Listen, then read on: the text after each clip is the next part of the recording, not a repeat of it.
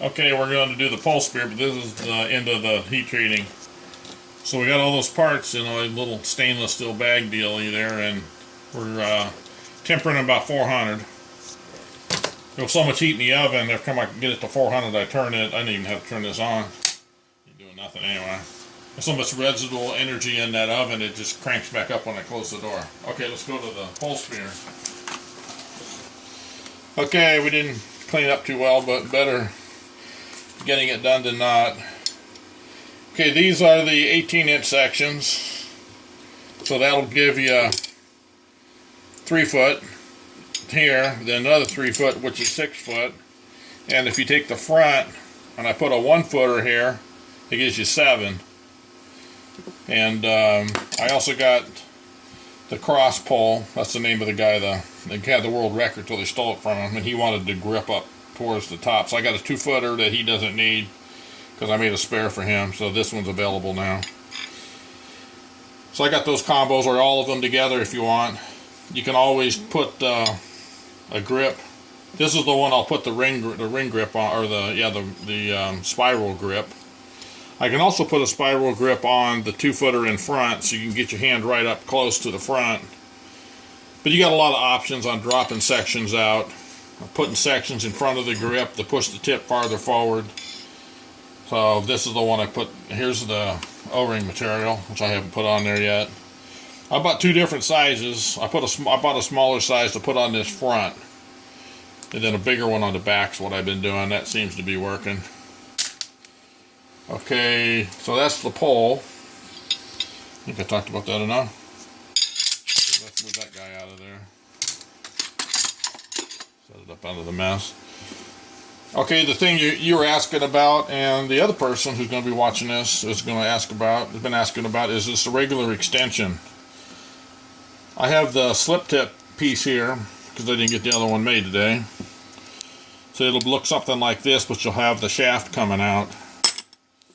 And then you'll have a 6mm in the front, and you can put whatever tips you find at whatever dive store because you want options. Here's this slip tip base here, and different heads. I just finished these up and shipped those out this morning for a guy. And then you could put different heads on them, and then you run a cable between the 2 holes, and you can put a little rubber thingy to hold it together. So that's one option. Okay, there's one kind of tip. So other kinds of tips out on the market to go on there. I was digging through my box. You don't need this one on there anymore. I'm trying to go fast enough. You can also buy different length extensions on here. We'll use the shorter one just for now. So then you can buy these Tridents. These are all 6 because I retested them out of my box of tips. So you could put one of these. I think, yeah, this is a Trident. Pretty sure. This is one I've actually used. It's actually a little dull, but not too bad. You don't care though. And then you got all of the slew of double wing type tips. I'm not sure who this one is. So it's 6mm. Dual wing.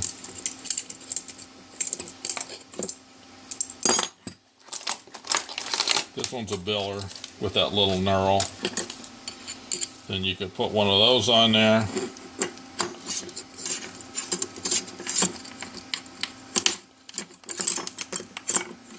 So that's a cable breakaway. I don't make that because it's a lot of parts and their price isn't too bad, and I don't really care for it anyway.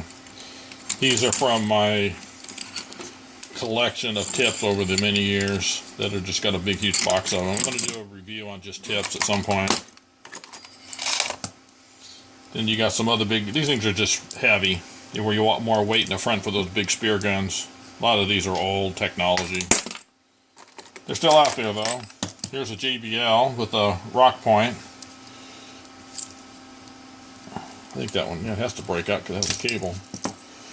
Then you got the cable on the O-ring. Thing with these older tips, this one's actually in good shape. You can feel the rubber is, that's all just going to break. Real brittle. That acts as your spring to make sure the wings pop out on you. That's just too tight, so that's way too tight on coming out. You got some with big honking heads on them. I don't know what they're shooting with that. Anyone might not to do a tip review, so I guess I kind of am. There's a JBL, there's a Biller. Same kind of deal. These just have a spinning action. I think both of them do. It's crimped in there, you can see the crimp. I'm going too fast. The cameraman's gawking at me. So there's a crimp so that you can have that spin action. So that's probably self-explanatory.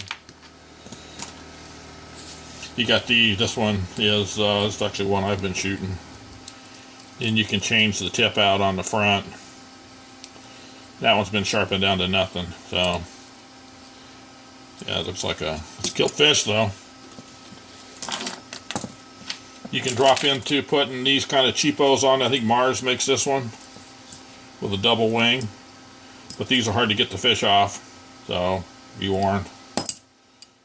Then you got these guys, which are, I forgot the name of these guys. They made they're more of a bow and arrow tip person. Put all these together with their designs. I've heard some guys like them, but they're expensive and they look cool, especially for Apollo 11 era right now. But I don't know how long they're going to last with some of you guys who beat stuff to death. So anyway, there's just a whole slew of tips. Here's another one of theirs. Can't remember their name. You see they put the little bevel on there from a round end mill. And you take the head off to get these off. Well, anyway, so you can buy those. Those are expensive, but you can buy this nice little cheapo. I don't know where this one came from. But this is a carbon steel that you can see it's been plated and the rust building up on it. That's another cheap way to make a tip. This one ain't going to last long. A little baby wing. So anyway, that's what I'm thinking of is an extension like this mounted to the pole so you don't have to deal with threads, but then now you're back with dealing with threads. But then again, you guys are both asking for the capability to mount all these other tips that you can find on the market and eBay and everything else. I don't see my carbon fiber. I was going to show you that one. I'll do a different video on that one. I don't see it here in front of me. Oh, it's right here. Okay, here's a carbon fiber where it's 3/8 carbon fiber. I made a 17.4 base that's 6 millimeter. And then the front side did the same thing. 17.4 with the 6 millimeter, so then you could mount whatever tip you wanted on there.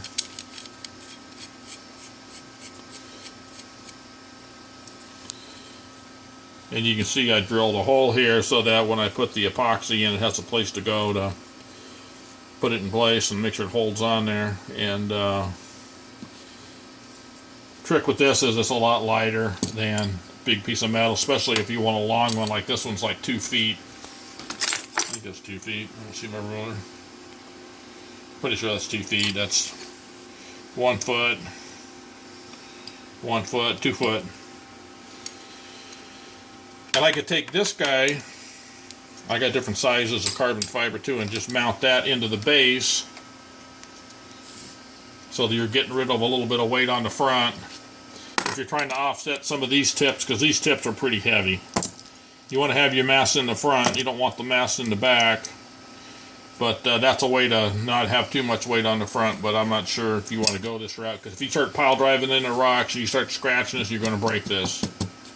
So that's the problem with carbon fiber. It's real good if there's no scratches, but scratches, it'll shatter on you and you're going to have problems and get pissed off. But anyway, I think I've talked too much. Video's too long anyway. Okay, we're done with this one.